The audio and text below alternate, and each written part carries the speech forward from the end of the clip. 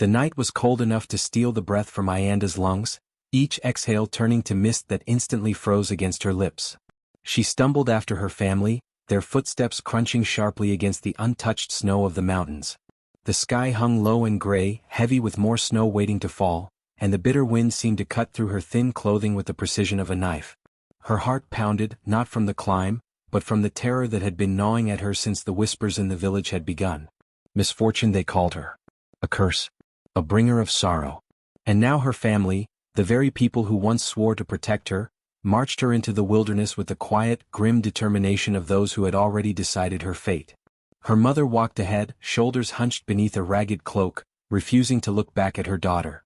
Her father's hand gripped tightly around a staff, the only sign of his resolve to see this decision through. Her brothers, who once laughed with her in the fields, walked with their eyes fixed on the snow, as though if they avoided her gaze, their guilt would melt into silence. Ayanda wanted to scream, to demand an explanation, to plead for one more chance to prove her worth, but her throat closed tight against the cold, and her words dissolved into the howling wind. They stopped at a clearing where the trees thinned, revealing a cruel stretch of open land that gleamed white beneath the dim moonlight. Her father pointed toward a hollow carved by the ice, a shallow place in the mountain where a body could be swallowed without much effort. "This is where it ends," he muttered, his voice broken but laced with finality. Ayanda's knees buckled. She fell into the snow, her fingers sinking into the powder as though she could cling to it and anchor herself to life. "Please," she whispered, though the wind scattered the sound before it could reach anyone's ears. Her mother lingered for the briefest moment, the hem of her cloak fluttering like a trapped bird, but when Ayanda's eyes met hers, there was only a hollow emptiness staring back. The decision had been made. The stories told among the villagers had wormed their way into her parents' hearts, convincing them that their daughter's survival was the reason for their suffering. The failed harvests, the illnesses, the deaths that shadowed their footsteps. Sacrifice her, they believed, and the curse would lift. It was easier to blame one fragile girl than face the unknown. When her family turned away, their figures shrinking into silhouettes against the falling snow, Ayanda's chest caved with despair. Their shapes blurred and vanished into the endless whiteness, leaving her alone with the sound of her shallow breathing and the merciless hiss of the wind. She pressed her hands to the ground, trying to rise, but the cold already gnawed at her fingers, numbing them until they felt like lifeless stone. Her body trembled violently, not just from the cold but from the raw wound of betrayal that tore through her spirit. Tears streamed down her face, freezing on her cheeks as quickly as they formed. She thought of the home she would never return to, the warmth of the fire she would never feel again, and the laughter she had once shared with those who now abandoned her. Everything she had known, every bond she had trusted, was severed in that moment. The mountains rose like towering judges around her, silent and unyielding, watching as she sank deeper into despair. Yet even as her body weakened, some small ember of defiance flickered inside her chest. The same people who left her here believed she was cursed, believed she carried misfortune like a plague. If that was the truth they clung to, then perhaps it was not misfortune at all, but something far more powerful, waiting to awaken beneath the ice. She curled into herself, her breath shallow, her eyes burning with tears and rage. The snow would claim her body, but her fury would not be so easily buried. Somewhere in the silence of the mountains, a promise began to form within her heart. A promise that this cruel abandonment would not be the end, but the beginning of something that no one, not even her family, could ever have imagined. The snow clung to Ayanda's lashes, heavy and unrelenting, as if the sky itself wished to bury her in silence. Every breath she drew was sharp, slicing down her throat like shards of broken glass dipped in frost. The world around her had gone white, not with purity but with cruelty, and each flake that touched her skin seemed to whisper her family's final words, that she was cursed, that she carried misfortune, that she was better erased than endured. She had begged for their love, for a second chance, but her cries had echoed hollowly across the mountain and been swallowed by the storm. Now, as the snow pressed against her legs and hips, climbing higher with each gust, she knew she was sinking, not into rest but into the earth's frozen jaws. Her fingers, once delicate and nimble, had turned into stiff claws. She tried to move them, tried to scrape herself free from the snow's embrace, but they would not obey. Each attempt only worsened the ache, a fiery burn that quickly dulled into numbness. The frost was claiming her body piece by piece, but her mind, restless and seething, would not surrender. She thought of the nights she had sat by the fire in her village, her laughter filling the hut, her hands weaving threads, her dreams reaching beyond the mountains.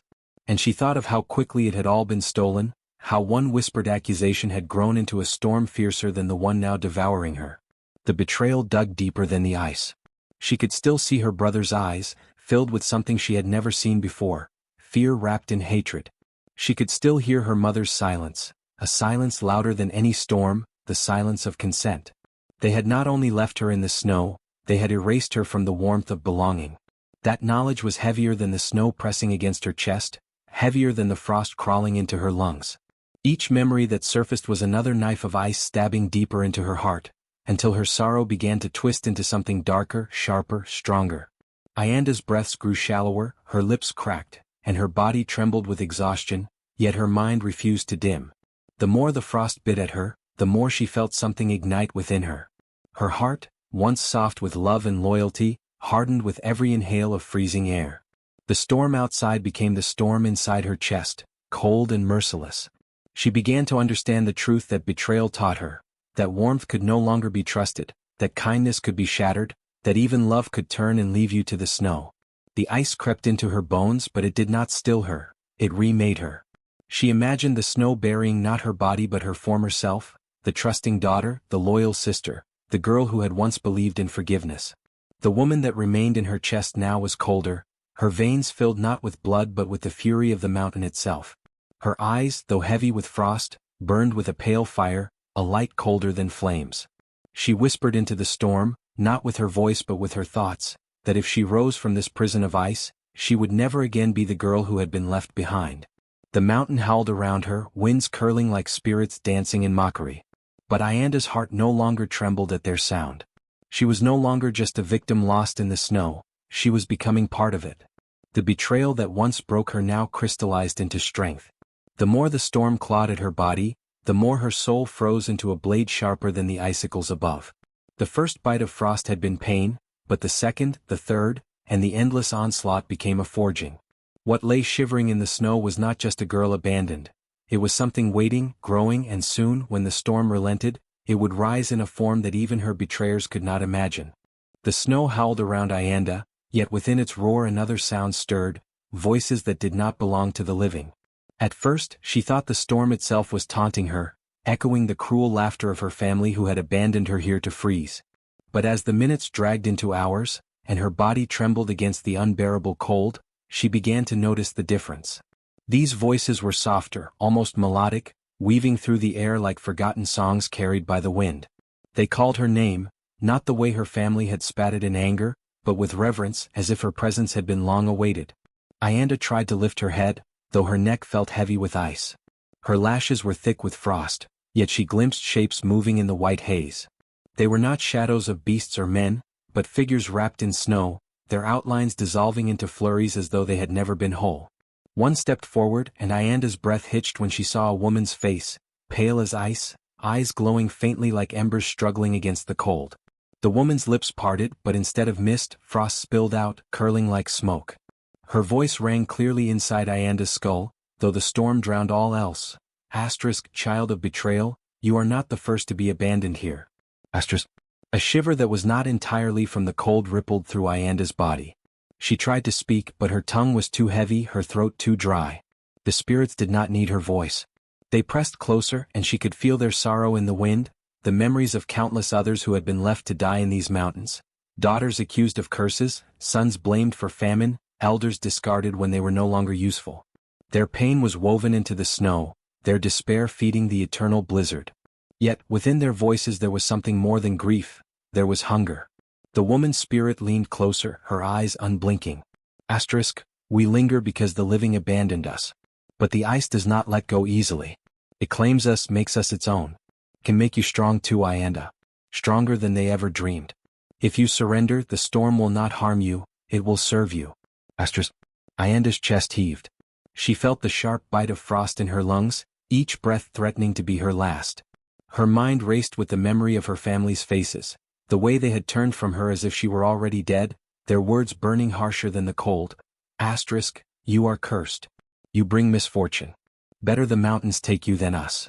Her heart hardened, the warmth of old love snuffed out. She could feel the snow seeping into her skin, into her veins, replacing blood with ice. And strangely, it no longer terrified her. The chorus of spirits rose louder. Join us. Let the frost into your bones. Let the storm carry your fury. You are not meant to perish. You are meant to become.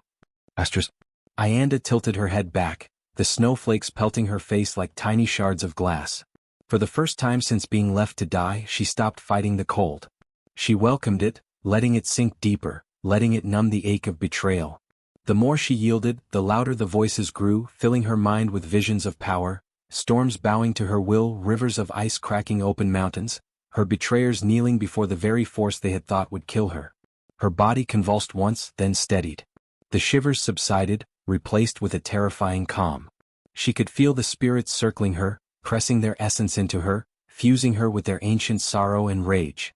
The storm above seemed to pause as if waiting. Ianda's lips cracked into a faint smile. The girl who had been left to die was no longer just Ianda. She was something more. The snow did not bury her, it crowned her. The voices did not haunt her, they became her chorus. And in that frozen wilderness, fury was born. The moment Ianda surrendered to the storm, it felt as though the world itself was swallowing her whole. The last warmth of her body seeped into the snow, stolen away by the merciless frost that had claimed so many before her.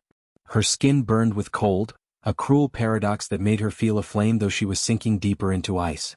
Each tear she shed turned into a tiny shard of crystal before it could even slide down her face, clinging to her lashes like ornaments of grief. She wanted to cry, to wail against the cruelty that had placed her here, but her voice was smothered by the howling wind, and her lips could no longer move without cracking. Slowly, the rhythm of her heart became faint, sluggish, almost hesitant, as though unsure if it should continue its weary beating. But even in this dying silence, something stirred. She felt the storm not as an enemy anymore but as a heartbeat that matched her own. The gale that once battered her now felt like an extension of her breath. The snow that once buried her felt like a cloak wrapping itself around her frail form. Her veins no longer carried the warmth of blood but the flow of ice, a steady, unbreakable current of frozen strength. For the first time since her family's betrayal, she did not feel fear or weakness. Instead, she felt a grim serenity, as though she had been chosen for something greater than mere survival. Images of her family flashed before her, faces twisted with accusation, voices filled with scorn. They had abandoned her, claiming she carried misfortune. But what they did not know was that the snow did not destroy everything it touched. Sometimes it transformed. Their cruelty had not ended her, it had reshaped her. Each bitter memory froze into her heart, layer upon layer, until there was no space left for warmth or sorrow. What remained was sharper, harder, unyielding, a heart that mirrored the mountains themselves. The voices of the frozen ones returned, fainter now, but their whispers carried into her mind. They spoke of release, of becoming more than flesh, of embracing eternity through the storm. Ianda listened, not with fear but with calm acceptance.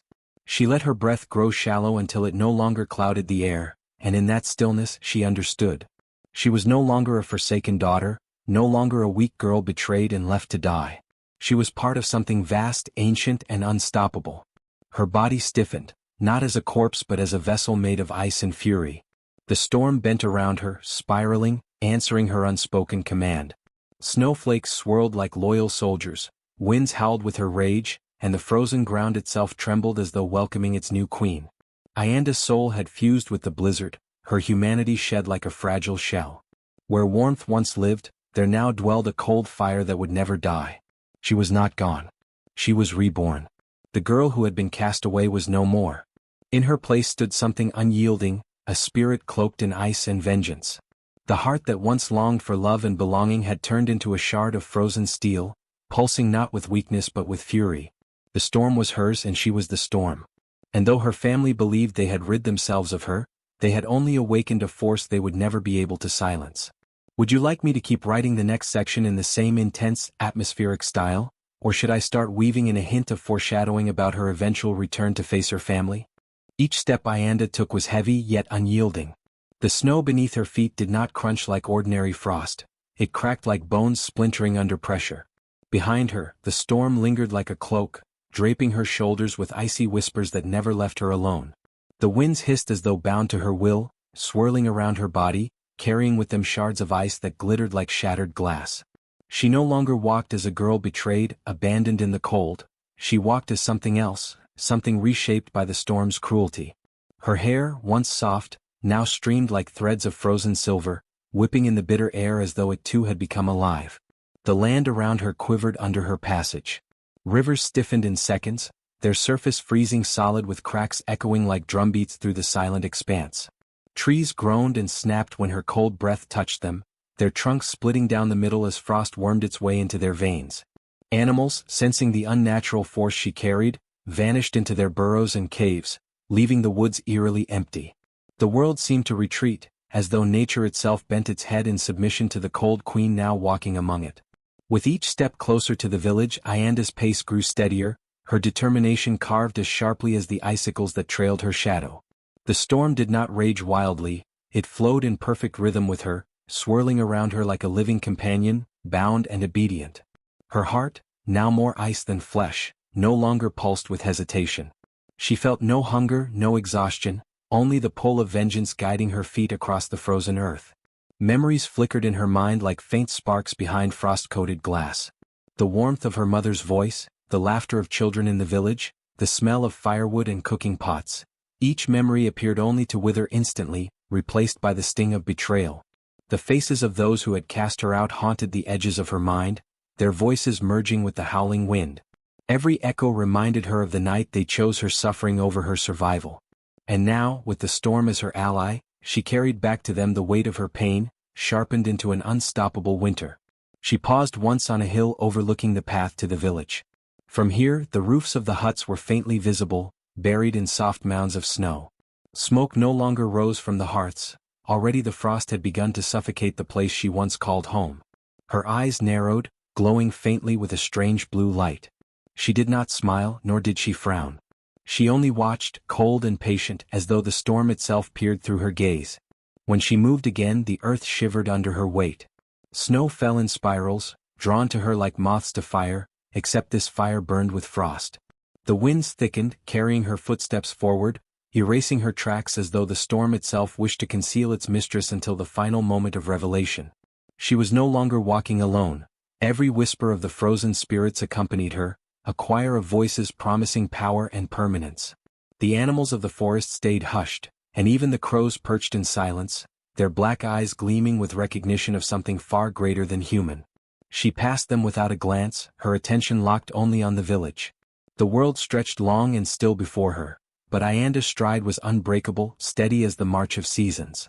When the first hut appeared clearly in view, the air around her grew even colder, frosting the thatched roofs and turning every wooden beam brittle. She inhaled slowly, and with that breath, the snow deepened across the land as though waiting for her command.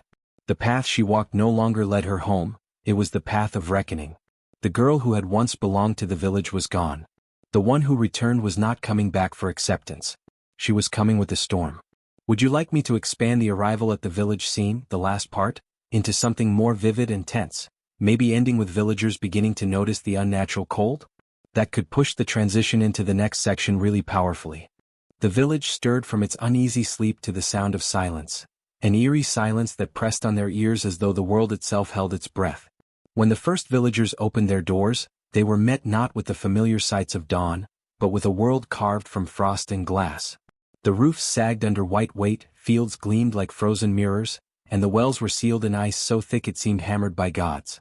Children cried out as they touched the frost, their fingers burning from its bite, and mothers pulled them back, whispering prayers they no longer believed would be answered. Fear spread quickly, for they knew the mountain storms had never reached this far, never blanketed their village so completely. The elders muttered of curses, of restless spirits, and of the punishments that came when the living betrayed their own. And then, as eyes turned toward the gate, the whispers died into a silence sharper than the cold. Ayanda stood there, framed by the pale morning light, her figure haloed with snow that moved as though alive. She no longer shivered, no longer wrapped herself in layers for warmth. She stood tall, bare of any fear, her body radiating a calm so unnatural it chilled those who looked at her. The snow seemed to cling to her as if she were its queen, and her breath misted in sharp bursts that froze midair before falling like shards of glass to the ground. Her eyes glowed faintly blue, not like fire but like the heart of a glacier, steady and merciless. The villagers recoiled instinctively, crowding back from the gate as though her very presence pressed against their skin. Some knelt, not in reverence but in fear of what she had become. Others clutched charms or called to ancestors, desperate for protection from the girl they had cast out. "It cannot be her," one man whispered, though his trembling voice betrayed the truth he could not deny. "No one returns from the frozen death." Yet there she stood, Ianda, no longer broken, no longer shamed, but transformed into something both human and beyond human. The elders pushed to the front, their faces pale, their voices faltering as they tried to summon authority. "Child," one began, though the word cracked like brittle ice on his tongue. What has happened to you?" But Ianda did not answer. Her gaze swept across the village, and with every step she took forward, frost crept along the earth. The wooden posts of the gate crackled, splitting under sudden layers of ice, and the once verdant path into the village stiffened into a gleaming white road. Animals in their pens stamped nervously, their breath clouding thick, their eyes wide in primal terror. The calm that radiated from Ianda was deadlier than rage. She did not shout, did not weep, did not accuse. Her silence was heavier than the storm, for it spoke of a resolve forged in suffering and reborn in the cold embrace of the mountain. The villagers who once mocked her tears and cast her away, now felt as though they stood before judgment itself. Every heartbeat seemed to echo in the frozen air, reminding them of their frailty, their warmth, their mortality. Children clung to their mothers, elders clutched their staffs, and strong men found their knees weak. For in Ianda's stillness they saw no trace of mercy, only inevitability, like the advancing tide or the unrelenting fall of snow. The gate closed behind her with a groan, frost locking it in place. There was no escape, no return to what had been. The village was hers now, not by choice but by the storm's decree, and by the will of a woman whose heart had turned to ice. Would you like me to expand the next section with even more intensity, where Ianda confronts the villagers directly, or should I hold back the confrontation until the climax? The snow fell heavier than it ever had before, each flake sharp as a blade of memory, each gust of wind carrying a whisper that chilled bones deeper than winter ever could. Ianda stood at the village gate, her form wrapped in an aura of frost that seemed both alive and merciless. She lifted her hands slightly and the blizzard stilled, not ended but paused as though even the storm awaited her command. The villagers gathered, shivering not from the cold alone but from the quiet, deadly calm radiating from her. Children clung to their mothers, elders pressed trembling hands to their chests, and men who once jeered at her lowered their eyes to the frozen ground. Ianda's lips parted, and the wind carried her whisper. It was not loud, but it echoed as though the sky itself repeated her words. Her voice was brittle and sharp, like shards of ice cracking under pressure. She spoke no names, yet the snow seemed to understand, fluttering through the air like 1,000 tiny judges. As each flake drifted down, it sought skin, clinging to those who had lied, betrayed, or acted with cruelty. For some, the snow rested harmlessly, melting away without harm. For others, it burned like fire made of frost, sinking into flesh and leaving jagged marks that spread across their bodies like icy veins. Gasps rose in the air as neighbors turned to see the guilty branded before their eyes. A woman shrieked when her arm seared white with frost, the memory of stolen food echoing in her mind. A man staggered back, clutching his chest where the snow had melted into him, marking him for the beating he once delivered in drunken anger. An elder dropped to his knees, his back glowing with frost where he had whispered slander into the ears of others to save his own pride. The marks spread like a plague, not only punishing those who had wronged Ianda but exposing every cruelty that had festered in silence. Secrets buried for years clawed their way to the surface, and no one could hide beneath the purity of the snow. The villagers screamed, pleaded, and fell to the ground, some clawing at the frost burns on their skin, others sobbing as if confession alone could wash away the ice that clung to them. But Ianda's eyes, two burning blue flames in the storm of white, watched with neither pity nor rage. She did not need to shout or rage.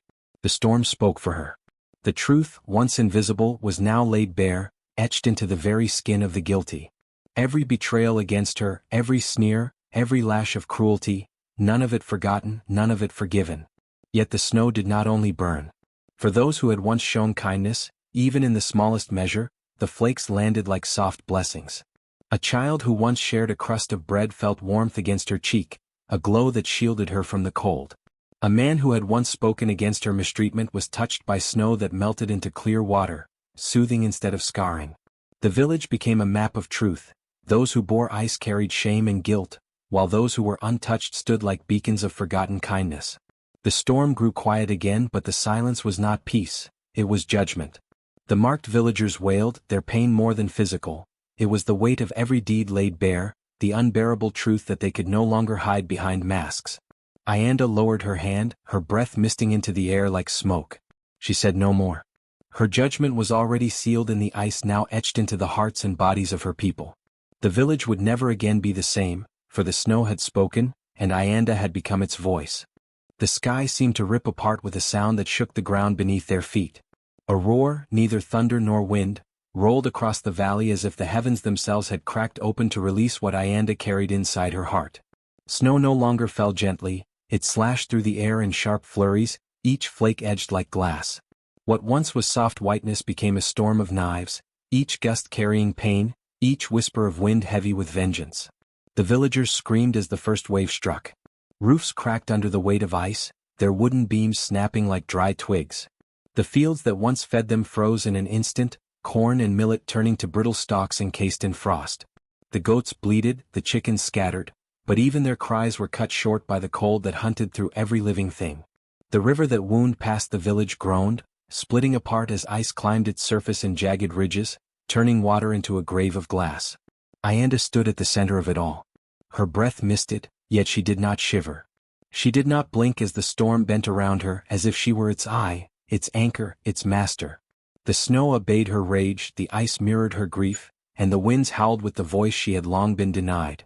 Where once she had begged for warmth and mercy, now she commanded the storm, and it answered with fury sharper than any blade forged by men. The villagers stumbled through the chaos, some falling to their knees, others clutching children and running blindly through the drifts. They cried Ayanda's name now, not as they once did with scorn, but as if it were a prayer, as if by speaking it aloud they might soften her heart. But her memory burned brighter than their desperation. She remembered their laughter as she was left to die, remembered how no hand had reached for her when she cried for help, how every face had turned away. The storm carried that memory, wrapping it around each villager like a shroud. Shards of ice fell from the sky like spears hurled by unseen warriors. They pierced the earth, split rooftops, and shattered the idols carved at the village shrine. Blood mingled with snow in small red stains that spread wider with each strike. The ground trembled beneath their feet, and the frost crept up walls, doors, and windows, locking everything in a prison of white. Yet amidst the destruction, there was a silence in Ayanda's chest. It was not peace, nor was it relief. It was the emptiness that comes when pain runs too deep to be healed, when vengeance is the only language left to speak. Her eyes glowed with a cold light as she lifted her hand, and the winds obeyed, spiraling higher, carrying the storm to its fiercest height. The blades of snow sharpened, cutting through branches and flesh alike, and the spears of ice fell closer, heavier, deadlier. The villagers had two choices, to kneel or to flee. Some collapsed, pressing their faces into the snow, whispering apologies swallowed by the wind. Others ran, but the frost pursued them, wrapping around their ankles, freezing their breath until their voices broke into silence. There was no corner untouched, no hut spared. The storm did not distinguish between the guilty and the innocent, because in Ayanda's eyes, none of them had been innocent the night they abandoned her. And still she did not falter. She stood firm as the storm roared outward, devouring all she had once called home, until the village was no longer a place of warmth and laughter, but a ruin buried under the weight of her wrath. The snow had been her grave once, but now, it was her weapon, her vengeance, her voice. The storm's fury ebbed as suddenly as it had begun, leaving behind a village smothered in white silence. The air was sharp and still, the kind of silence that carried weight, as though the world itself dared not breathe. Where homes once bustled with warmth and laughter, now icicles hung like daggers from broken rooftops, and paths once trampled by busy feet were smoothed over by snowdrifts. The villagers who had fled into the storm lay scattered, some half buried in snow, others huddled together, staring with hollow eyes at what now stood in the village's heart. At the very center of the square, upon a crystalline seat sculpted not by human hands but by the storm's wrath, Ayanda sat. The throne glistened under the pale light, jagged and beautiful, like frozen lightning captured mid-strike. She leaned upon it with an ease that unsettled the few who dared to look upon her. The girl they had once cast aside was gone, replaced by something greater, something colder. Her eyes were not cruel but detached like the frost itself, impartial and unyielding. Every breath she drew seemed to shimmer in the frozen air, a reminder that she now commanded the very storm that had once sought to claim her life. Before her, her family stood, or rather what remained of them. Her stepmother, her stepbrother, and those who had joined in their cruelty were statues now, their faces locked in expressions of fear and disbelief. Encased in ice so clear it was like glass, they appeared almost alive, but no warmth remained within them. The villagers, trembling, did not dare to approach, for they knew this was not death alone, it was judgment preserved. Each statue was a testament to betrayal, to cruelty repaid by the elements they had once mocked. Ayanda's fingers traced the armrest of her frozen throne, her touch leaving trails of frost. She did not smile nor weep. For years, her family had dismissed her as weak, mocking her pleas, sending her into storms that should have ended her life. Now those storms answered to her, and they had sealed her family's fate in a way words never could. Mercy was a fire that had long since gone out in her chest, extinguished by nights of hunger, by cold winds biting her skin, by the laughter that followed her cries. The ice had grown where warmth once lived, and now it crowned her as its chosen. The remaining villagers fell to their knees, some whispering prayers, others begging her to spare them. They did not dare look at the statues too long, for they feared their own faces might soon join them in that eternal gallery of the condemned. But Ayanda did not look at them. Her gaze remained fixed on the horizon, where the storm clouds had begun to retreat, parting for a fragile dawn. It was not compassion that restrained her wrath, but something deeper, a certainty that her judgment had already been delivered, and nothing more needed to be said. The throne beneath her did not melt, though the morning sun struck it with pale light. Instead, it pulsed faintly as though alive, a part of her as much as her own heartbeat. The villagers began to whisper that she was no longer one of them, that she had become the storm's daughter, a spirit in flesh, sent to hold their sins against them. Children were hushed when they asked why Ayanda did not smile in victory. Mothers shivered as they gathered their little ones, afraid that a single wrong step, a single cruel word, would draw the frost upon them. Ayanda remained still, her expression carved from ice like the throne she sat upon. The village was silent around her, the weight of her judgment hanging heavier than the snow. Where once she had been powerless, she was now the axis upon which the village's fate balanced. And as the wind whispered through the ruins, the message was clear: she had not returned to beg for belonging. She had returned to reign. Would you like me to make this throne seem more majestic and mythic, as if Ayanda is becoming a legend in the villagers' eyes, or keep it more dark and haunting, emphasizing fear and punishment? They say the village never truly thawed after that night. Even when spring arrived, when flowers should have bloomed and the rivers should have swelled with melted snow, the air carried a chill no sun could fully erase. Generations passed, but the story of Ayanda, the girl who became the Ice Queen, was never forgotten. Parents told it to their children as they huddled around fires, warning them in hushed voices that the cold itself carried memory, that cruelty once committed would not be buried by time. Children grew up knowing not just the tale but the sharp sting of fear in their bones whenever the wind howled against the walls of their huts, for it was said that Ayanda's voice traveled with the storm, whispering to those who dared harm the weak. The story spread far beyond the village, carried by travelers and wandering traders. Some told it with awe, painting Ayanda as a goddess who rose above her suffering, exacting justice when no one else would.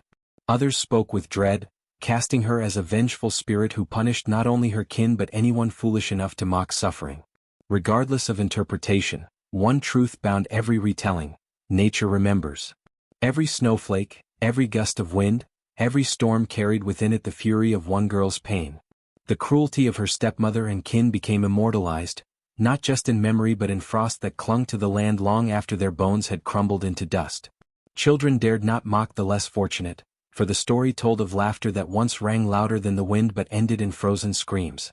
No one abandoned a traveler in the cold, for they feared the storm would turn against them, repeating Ayanda's vengeance through another innocent's suffering.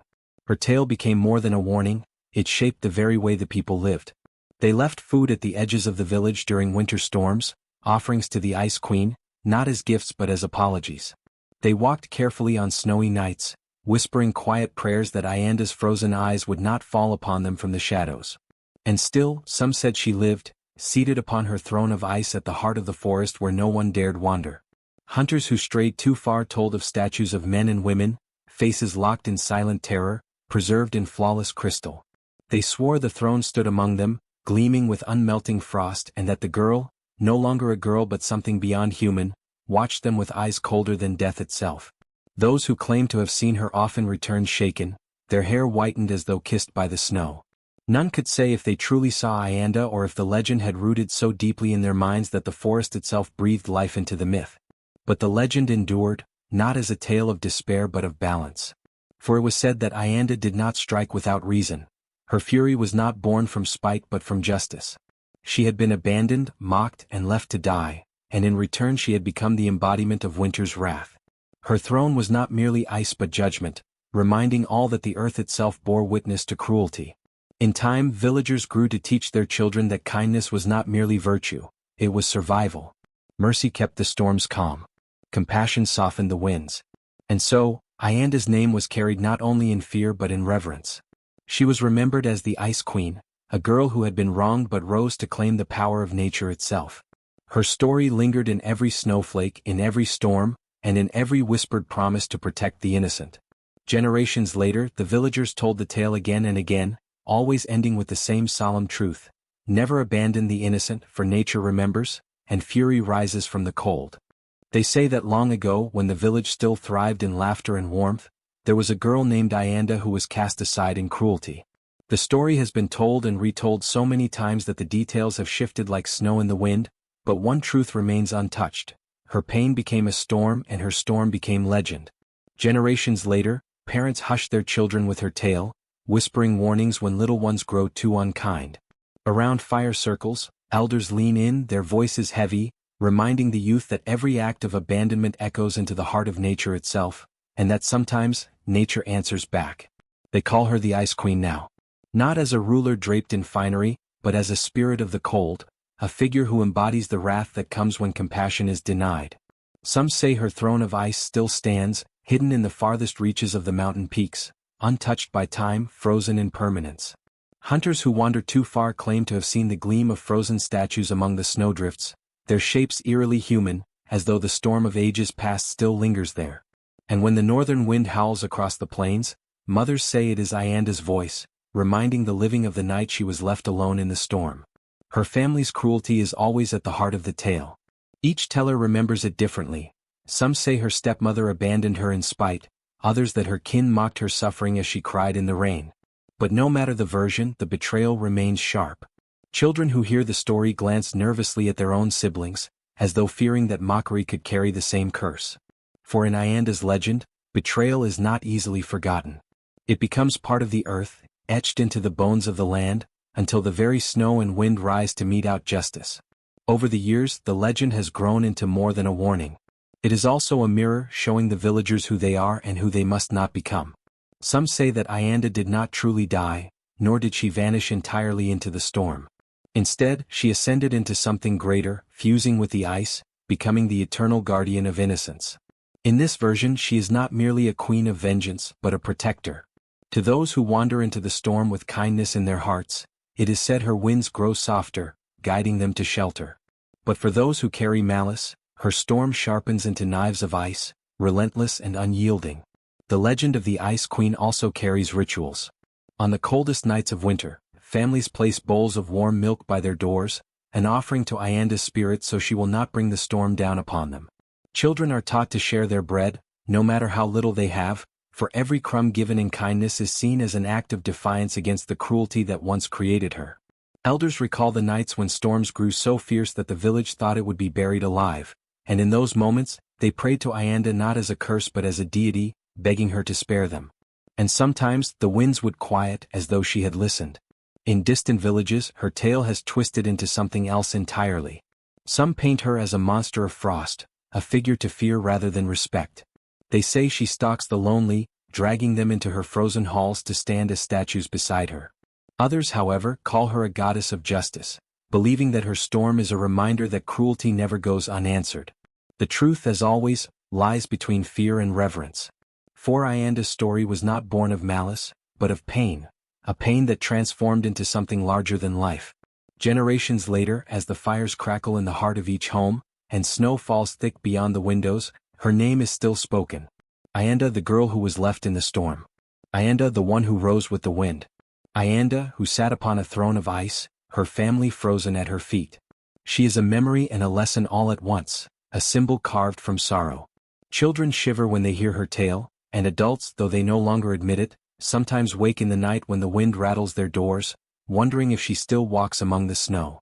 Her legend endures not just because of the storm she brought, but because of what she teaches. To abandon the innocent is to invite nature's wrath.